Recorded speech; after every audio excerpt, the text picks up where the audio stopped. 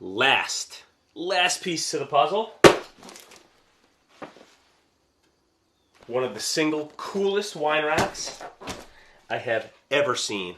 This guy John from WineHive reached out to me a couple months back. Wanted to see if I wanted to try this product out. Checked him out on Instagram. Looks super, super cool. So first time with a hands-on, instructions, completely modular.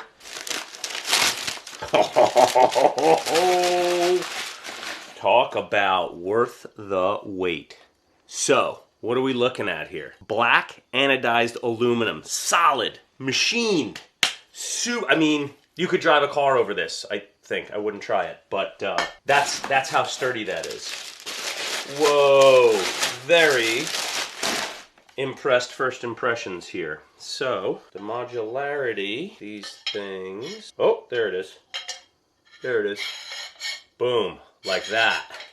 So, you can combine them in any which way. WineHive, beehive, honeycomb. We're feeling it now. This is super, super, super cool. So you got a bunch of set screws they give you that go into these little holes here. I'm not sure if you can see them. It's awfully dark. But basically, there's one on the front and one on the back. So you use the Allen key, put the little set screw in, and then that locks these two components together. And then the other thing I got were their new wall mounting brackets. So I'm going to be able to get this thing up on the wall in a hive pattern that is going to look really, really cool. So I'm going to spend some time figuring out how I want to orientate these things, doing some reading with the instructions, and then I'll come back and give you my thoughts. Okay, so already did a quick layout. These are not put together, but they are laid out. So the idea is we're going to go vertical, and then we're going to turn and come across horizontal. Why? TV, bathroom. So we're going to come up the wall and turn over and kind of wrap the television and just have this like kind of more organically integrated into the design. I love the ability to just configure this thing any way you want. I mean, these basically will fit anywhere.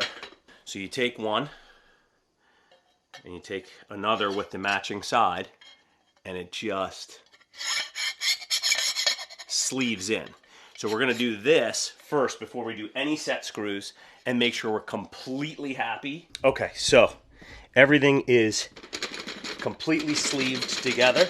It's all one big rack now. So they give you this little tip for a power driver, which I would highly recommend using. That goes right on there. That's it. So you set that flush, and that's it. So now I'm just going to run through and do this whole thing, and then we'll flip it over and start working on the wall plates.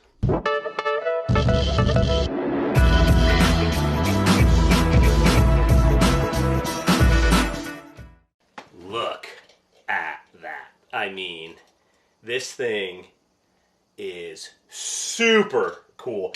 I can't tell you the last time I have ever been this excited about a wine rack. I mean, talk about adding to the overall aesthetic as opposed to something that just functions and really doesn't add much to the overall design of your space. John, you did an incredible job with this. I am beyond impressed. All right, we're going to start putting the screws in the back and the back plates for the wall. I didn't show you these at the beginning.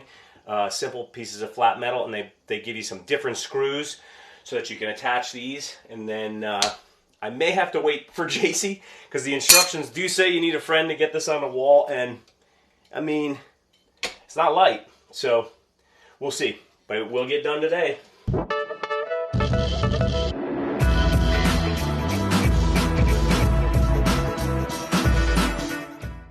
Okay, we're fully assembled. I know I've said this like 3 times already. Seriously impressed. This is a quality wine rack. Yes, I should wait for JC.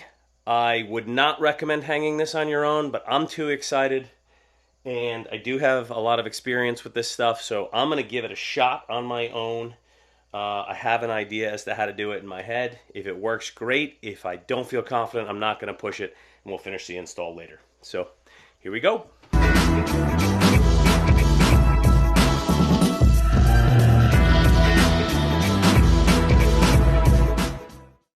All right, by myself. So it is possible. I definitely don't recommend this. I really was super excited to get this up on the wall. You're going to want to use a friend. It's heavy, and especially the shape that I chose to create, you know, it's not a balanced weight either. The way I did it, if you're going to give it a try, is I measured the distance between my back plates. First I dry fit it and figured out where I wanted it. And I put a pencil mark in the first back plate. Then I put this on the ground and I measured the distance between these two back plates, center to center. Got that measurement from the first mark. And then I put a level on it so I knew I was perfectly plumb. And then I marked that second hole, drilled both screws so they were piloted, because you have to do this by hand unless you've got a really long driver for your drill, or really long bit for your driver, but I don't. So I was using a hand screwdriver. Fortunately, pine is a soft wood. So just putting the screw in, taking it out was enough for me to find that hole, get the screw in. And then over here, I did not pilot the holes because I knew the pine was soft and I was able to just push right through it. So it is done. It is awesome. I recommend doing it with a friend. I got to go to the wine store, so I guess I'll talk to you guys later.